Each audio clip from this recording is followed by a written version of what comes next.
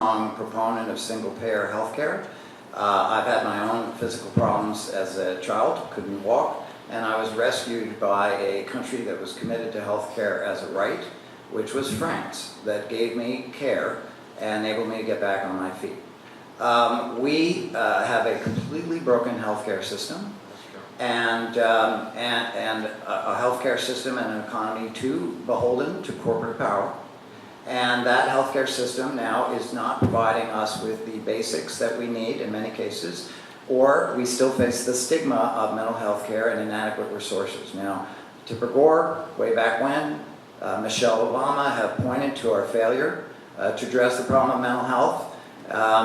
We are now stumbling into just how deep it can be when we fail to provide those, because we are facing the opioid epidemic, which is sweeping the entire country, has particularly damaging effects in Massachusetts, and is really an extension of the addiction epidemics that have damaged our lower income communities and communities of color for decades. And now it is spilling out into the rest of the population in a way that's absolutely devastating.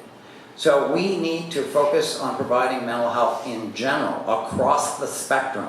It's not something that just affects young people or poor people, it affects all of us. And it is a part of life. But if we do not have a system that is willing to provide for it, pay for it, if we don't adequately fund the Department of Mental Health or many other things, then we are leaving ourselves exposed to the tragedy that can happen, all the different tragedies that can happen if we don't have that support. Once again, I agree with a lot, but Bob is presenting a false choice. The choice is either the sort of predatory socialist model or the predatory corporate model for healthcare. And there's a middle path that is basically just simply risk pools that people join together. I belong to one called Samaritan Ministries. I've been in it for 15 years. I've had 3 minor surgeries, 100% reimbursement. I negotiate my own health care. I can go to any hospital, any doctor, no restriction. It costs me $250 a month.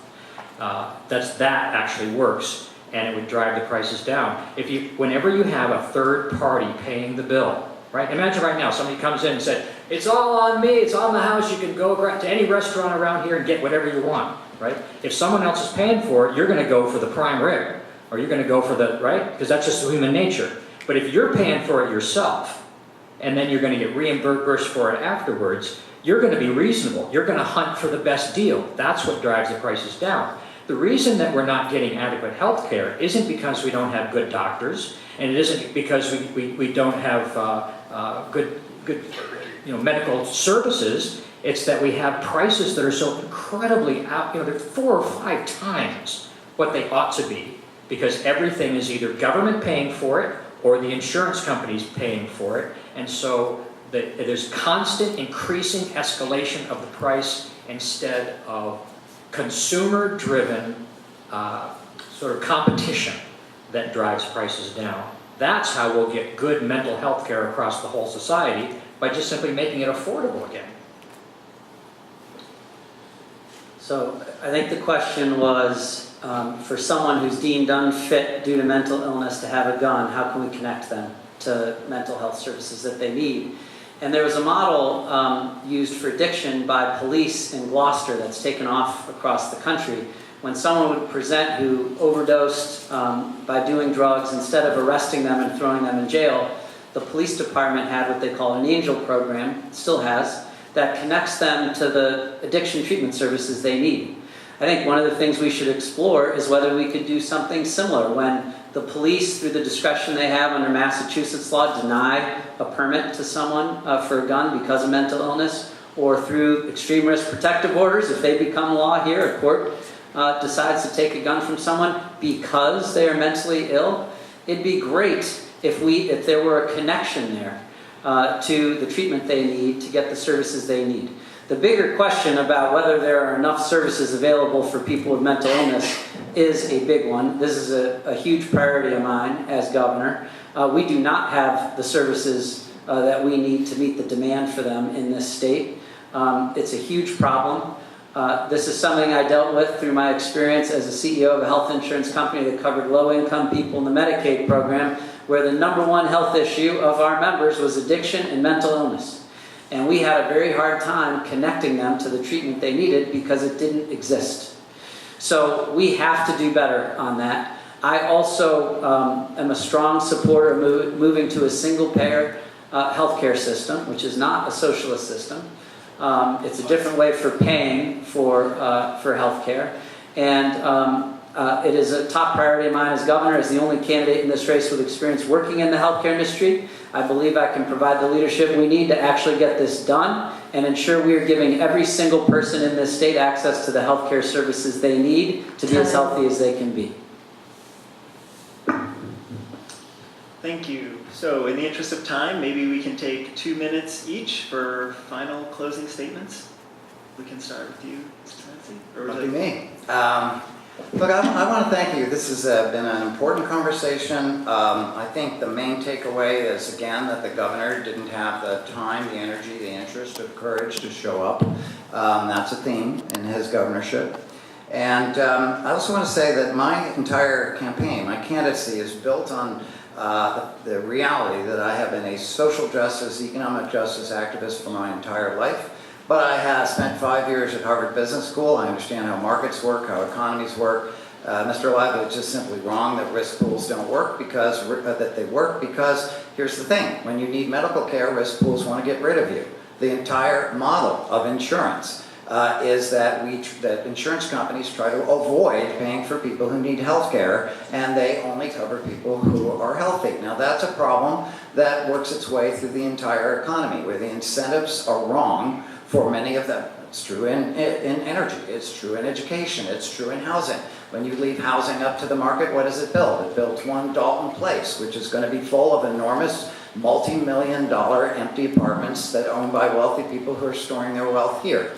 So we have a broken system right now. We need somebody who understands that, who has had both the personal experience and the record of transformative leadership.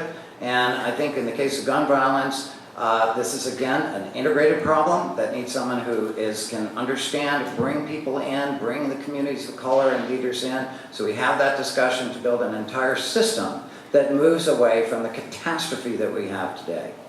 Thank you. Yeah, you misunderstood, Bob. What I'm talking about is not the corporate model of risk pools. The insurance companies are predatory. What I'm talking about is non-profit risk pools, where there's nobody that's putting fat on top to pay off shareholders or whatever.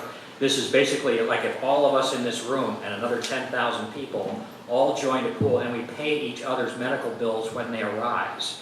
And we pay for a central system that sort of matches your monthly payment to the person who needs the payment, who needs the bill to be paid.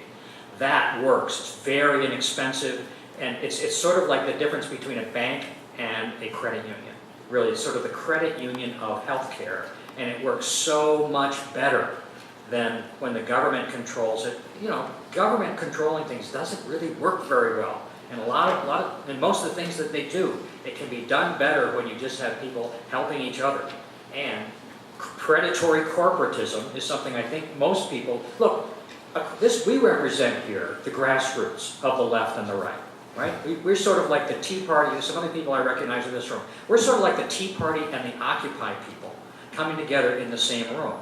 Most of what we're concerned about, we agree on. It's the predatory, sort of rapacious mentality of people who want to sit at the top and dictate to everybody else how they ought to behave and what we have to do, instead of being able to do it for ourselves. And I think I'd appreciate, wouldn't you like to be able to have an election in which it was Scott Lively against either one of these guys, instead of cardboard cutout Charlie Baker up there with all the corporate support behind him? No? Yeah. Oh, yeah. No? Don't you think that your Democrat candidates would have a better chance of beating me than beating Baker? Right? You should do it just out of self-interest. Yeah. Right? You should do it out of self-interest. But I tell you what, I would win. You wouldn't like it, but I would win. And you know what? I would be a better governor than you would imagine. Time.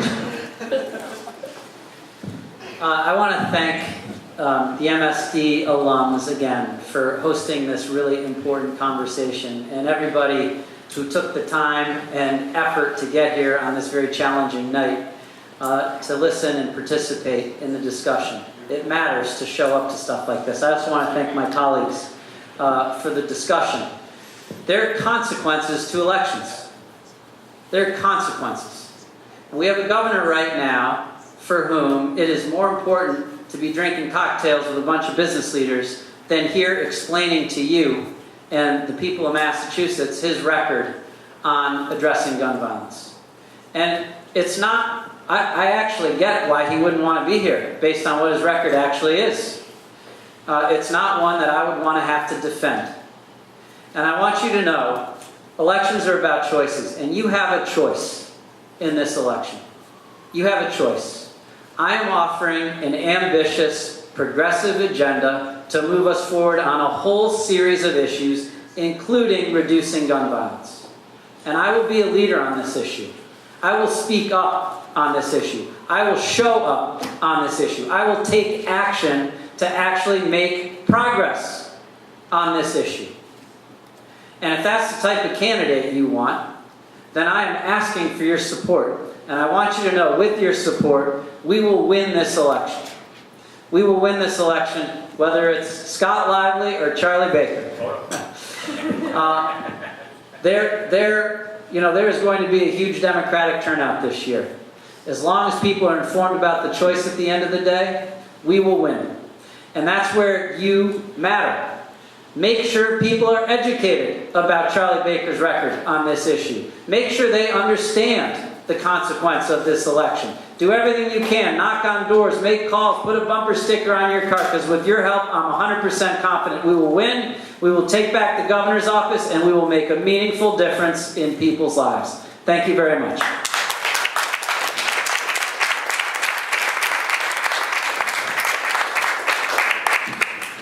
We want to thank everybody that attended tonight. We hope that you learned enough tonight to inspire you to vote not only in the general election, not only in a midterm election, but even in your primaries, as they're just as important. The MSD alumni of New England strongly believe in educating the public on this critical issue and inspiring them to make it out to the polls. With over 80 alumni in Massachusetts alone, we're working hard to make sure this message is heard. We of course want to thank the Boston Public Library for use of this space. We want to thank all the candidates for their time, their thoughts, their candor, their humor, everything above. Of course, everybody for their attention in the audience. And lastly, our next event is on June 7th. It's on socially responsible investing. So making sure that your investment dollars are going to companies that you believe in and those that fit your values. To find out more, go to our website, msdstrongnewengland.org. Thank you, everybody.